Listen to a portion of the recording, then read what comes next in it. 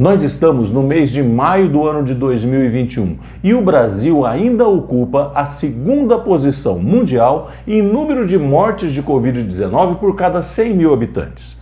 Nesse vídeo, nós vamos dizer a respeito de alguns medicamentos que ainda estão sendo prescritos no Brasil e que não estão sendo prescritos em nenhuma outra parte do mundo. Acompanhe o nosso vídeo e saiba mais sobre esses medicamentos.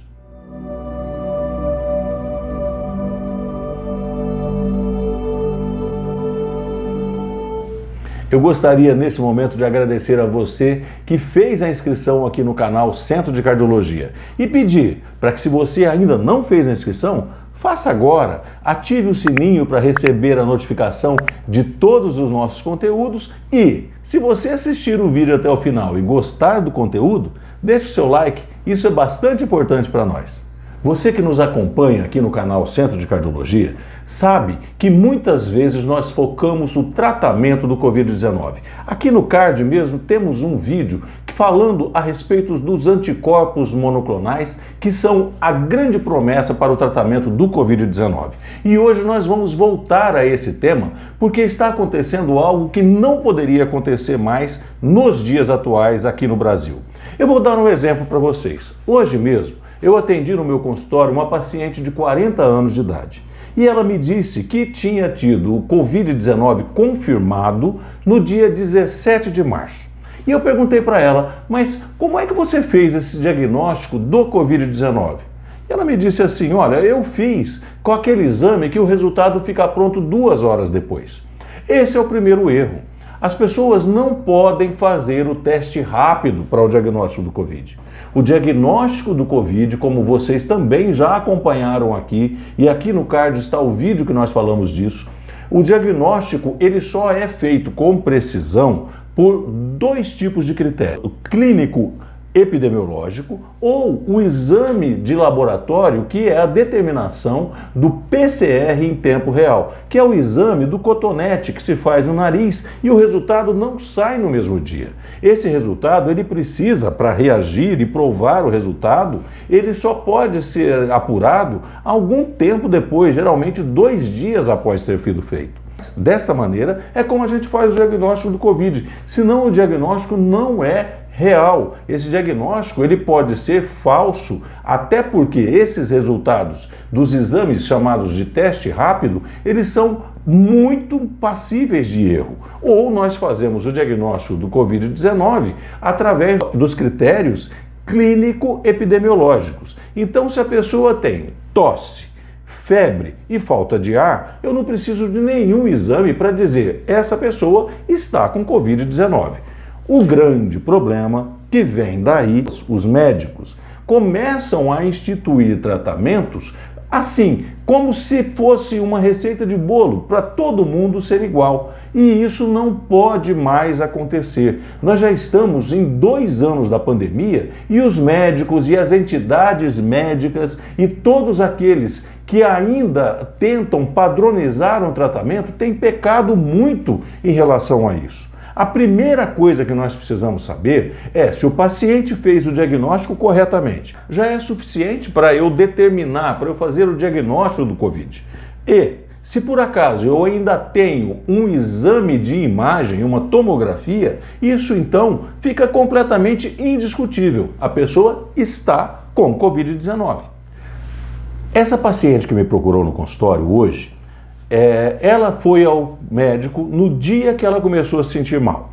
Ela fez o diagnóstico, segundo ela me contou, através de um exame que demorou 2 horas para ficar pronto. Esse foi o primeiro erro. E eu fico muito chateado de ter que repetir o que o médico que a atendeu lhe prescreveu. Ele prescreveu aquilo que eu não gosto nem de pronunciar, para ser bem sincero. Prescreveu azitromicina, hidroxicloroquina, ivermectina, vitamina D e zinco. São medicamentos que não têm eficácia nenhuma. Pelo contrário, a pessoa pode estar ainda tendo um risco maior por causa do tratamento. Essa paciente, então, foi embora para casa sem ter feito a sua classificação de risco.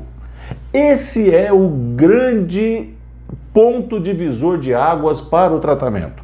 O paciente pode ter um COVID leve, moderado ou grave e até mesmo severo, que é aquele paciente que vai direto para a UTI. Os pacientes de casos leves a moderados, esses podem tratar em casa. Não vão receber nenhum remédio específico para a COVID.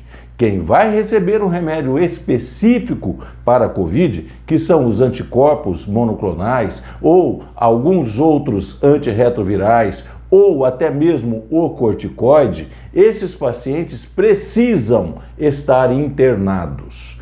Assim é que nós dividimos o tipo de tratamento que uma pessoa vai ter e outra não vai ter. Vamos continuar então falando a respeito desse paciente que realmente aconteceu, que eu acabei de atendê-la hoje em meu consultório. No 7º dia de doença, ela me disse que ela foi despertada com uma sensação de falta de ar e dor no peito, que não existiam antes.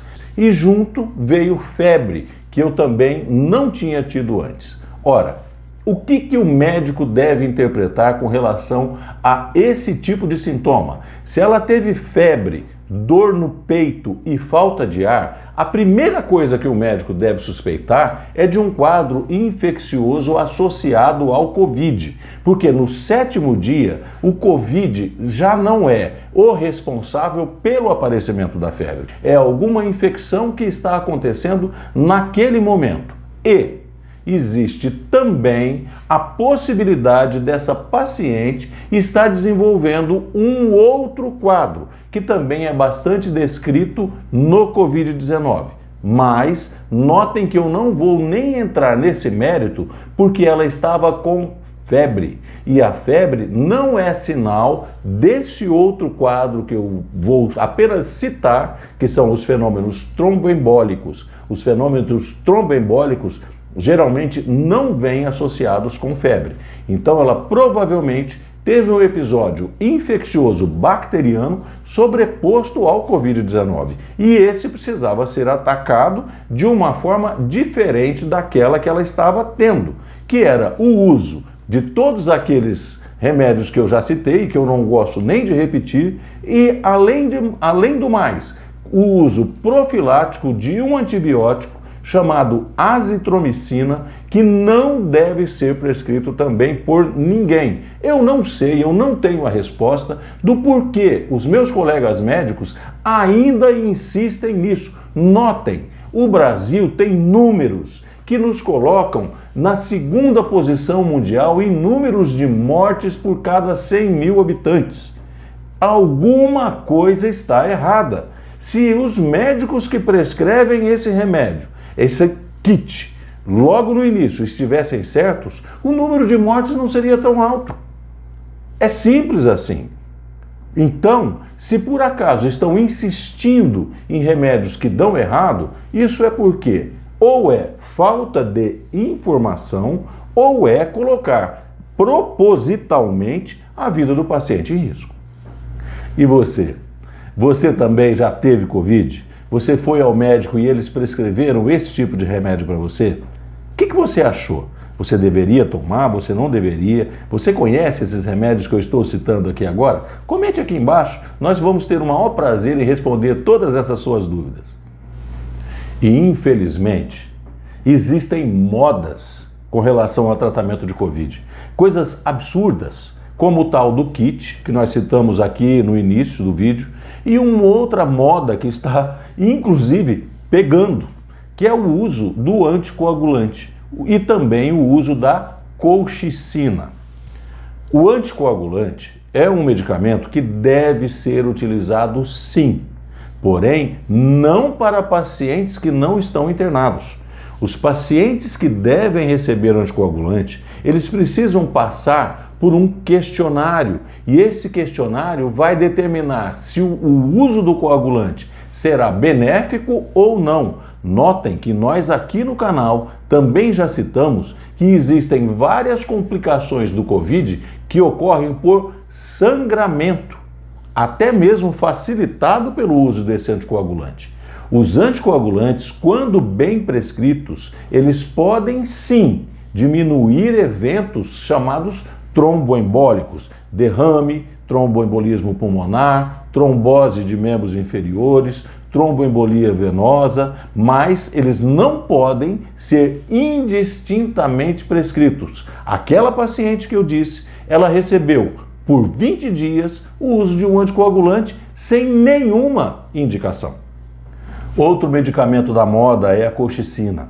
A colchicina, ela teve um auge quando foi publicado no Canadá um estudo que nós comentamos aqui também no canal, chamado de Co-Corona. Ele foi um estudo feito com pacientes para tentar diminuir a replicação do vírus. E isso, naquele grupo de pacientes, parece ter funcionado, mas não se comprovou com estudos subsequentes. Por isso, não se usa mais colchicina para tratar os pacientes. Vamos então enfocar em termos bem práticos como que se deve dar o tratamento do Covid e por quê. Notem, eu gostaria de fazer uma ressalva. Tudo que eu estou dizendo para vocês, vocês vão encontrar uma referência na bibliografia. O que eu estou dizendo aqui hoje, eu estou reproduzindo do que está sendo dito pelo Centro de Controles e Doenças dos Estados Unidos. E eu não preciso dizer que eu não vou citar órgãos brasileiros, porque os órgãos brasileiros me parecem que estão bastante comprometidos com as questões que fogem ao aspecto da saúde pública. Estão mais ligados à parte política, à parte que não deveríamos considerar no tratamento de uma pandemia tão grave quanto essa que estamos vivendo. Por que não, então, a colchicina, os anticorpos monoclonais para todos indistintamente? Por quê? Nós precisamos entender que existem focos no tratamento. Nos primeiros dias, o paciente precisa ter o foco do tratamento na replicação viral.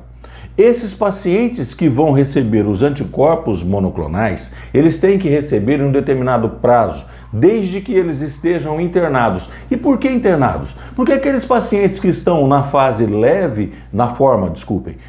leve ou moderada da doença, o próprio organismo vai se encarregar de impedir a replicação viral. E isso acontece na maior parte das pessoas. Apenas a menor parte das pessoas vão evoluir para a forma grave. E as pessoas, então, que estão no hospital, essas pessoas que estão na forma moderada da doença e ainda no início, elas devem receber os anticorpos monoclonais, como nós já dissemos em um vídeo anterior aqui no nosso canal. Agora, passado esse tempo, o foco não deve ser mais na replicação viral, mas sim na fase inflamatória da doença. Aí entram os corticoides. Por isso, os corticoides não podem ser utilizados logo no início e não podem ser utilizados para os pacientes que estão com a forma leve a moderada da doença e que estão tratando em casa. É claro que existe a possibilidade de um paciente com a forma um pouco mais agressiva também ser tratado em casa, desde que ele tenha uma boa assistência remota feita pelo médico com telemedicina. Isso é possível de ser feito também, mas isso vai depender muito da avaliação individual de cada um dos pacientes. Vamos resumir então o que nós falamos até agora? A primeira coisa, o tratamento não pode ser indistinto, ele precisa ser individualizado. E o diagnóstico precisa ser muito bem feito. Uma vez feito o diagnóstico, vamos então estabelecer qual é a forma que eu estou com a doença. Eu estou com a forma leve, a forma moderada, eu estou com a forma grave, a forma crítica, eu vou precisar ir para o hospital, vou precisar ir para a UTI. Isso é o que vai nortear o nosso tratamento. Não é necessário usar medicamento específico para o tratamento do coronavírus, da Covid-19, em casa.